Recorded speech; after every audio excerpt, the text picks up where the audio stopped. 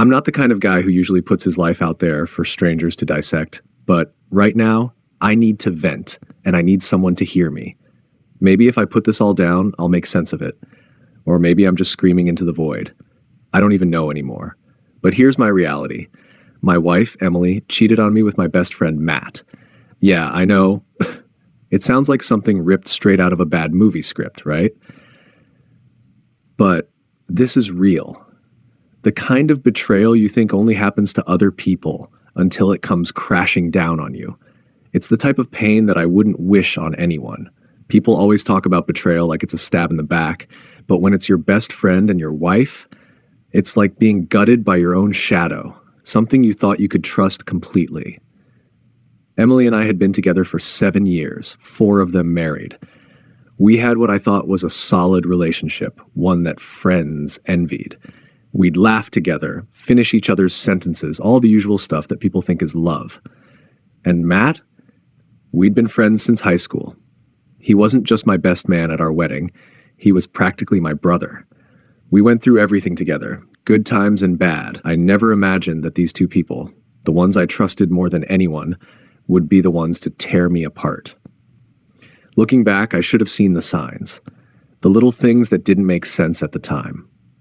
It started a few months ago when Matt began pulling away. He used to text me every day, sometimes for no reason at all.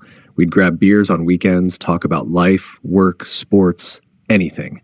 But suddenly his messages slowed, and when I'd suggest meeting up, he always had an excuse. Work's been crazy, he'd say, or I've got something going on with the family. I didn't think much of it at first. People get busy. I figured he was just wrapped up in his new job or dealing with personal stuff. But then there were the awkward moments when Matt and Emily were in the same room. The atmosphere felt thick, charged with something I couldn't put my finger on.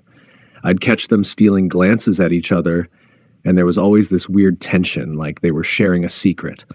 I brushed it off because, well, why wouldn't I? Emily was my wife. Matt was my best friend. They'd never, at least, that's what I told myself.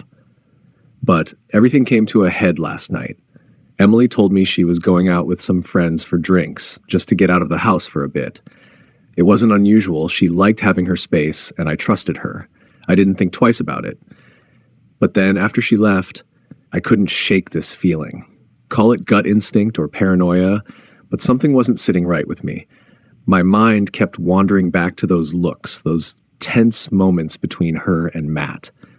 I grabbed my keys and decided to take a drive. No real destination, just attempt to clear my head. But without realizing it, I ended up downtown near this bar we used to hang out at, the Redwood Tavern. It was our spot, mine, Matt's, and Emily's.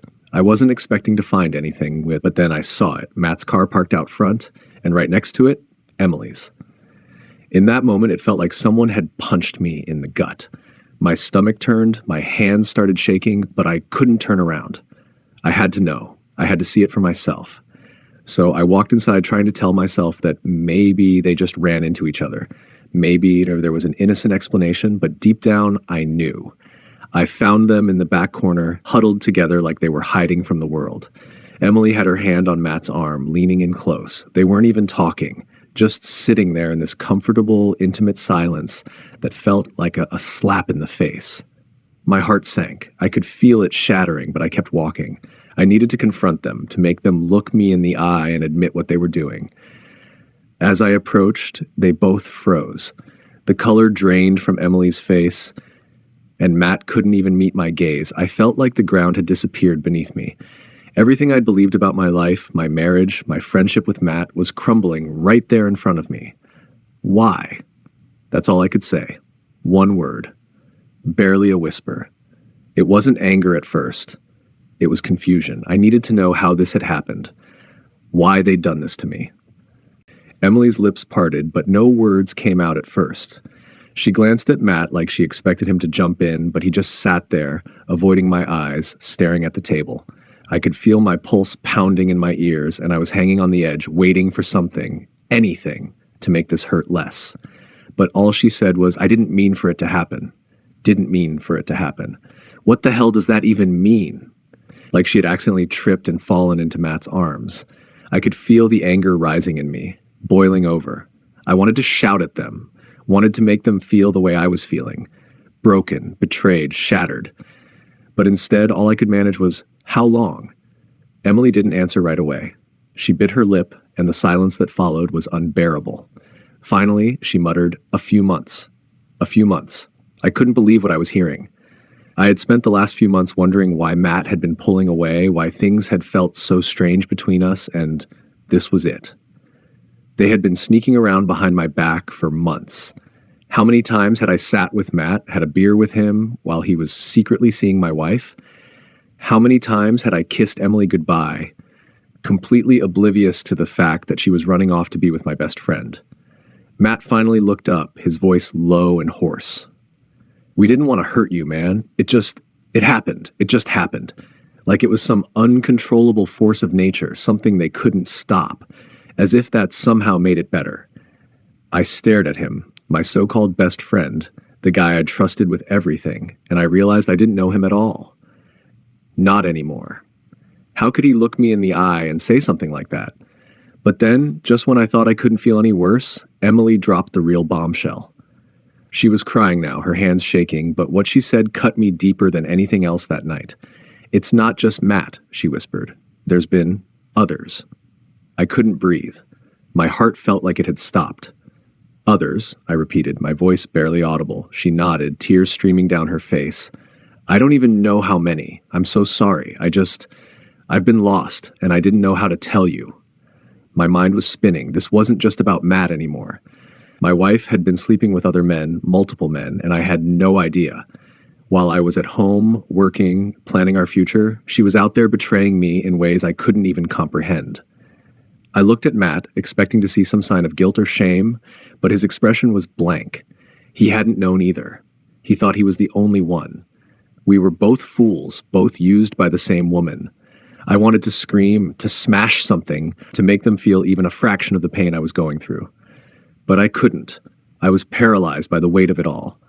I stood there trying to process what I just heard, but nothing made sense anymore. My entire world had been built on lies, and it was crashing down around me. I can't believe this, I said finally, my voice trembling. You were everything to me. Both of you. And this is what you do? Why? Emily sobbed, shaking her head. I don't know. I didn't mean to hurt you, I swear. But she had, and it wasn't just a mistake. This wasn't a one-time slip-up. It was a pattern, a betrayal that had been going on for who knows how long. I thought back to all the times I had defended her, all the moments I had told myself everything was fine, and all along she had been lying to me. I turned to leave, but before I did, I looked at Matt one last time. I trusted you, I said, my voice hollow. You were my brother, and now I don't even know who you are. He didn't respond. He just sat there, staring down at the table, as if he knew there was nothing he could say to fix this, because there wasn't. The damage was done, and there was no coming back from it. I walked out of the bar, my mind numb, my heart shattered into 1,000 pieces. I didn't know where to go or what to do. I just knew I couldn't stay there any longer. I got into my car and drove aimlessly, and the weight of the betrayal pressing down on me until I could hardly breathe. Hours passed, and all I could think about was how blind I'd been, how I had let this happen. The signs were there, but I didn't want to see them. I had believed in them, both of them, and they had let me down in the worst way possible. My wife had cheated on me with my best friend, but it was more than that. She had destroyed the life I thought we were building together. And now, I didn't know who I was anymore. I didn't know who I could trust. When I finally got home, the house felt empty, cold. The place that had once been filled with warmth and love now felt like a tomb, a reminder of everything I had lost. I collapsed onto the couch, staring at the ceiling, wondering what the hell I was supposed to do now. How do you even begin to pick up the pieces after something like this? I don't know the answer yet. All I know is that I've lost the two people who meant the most to me in one night. And the worst part? I don't think I ever really had them to begin with. They were just illusions, shadows of the people I thought I knew. And now I'm left here alone, trying to figure out how to move forward when everything I believed in has been ripped away.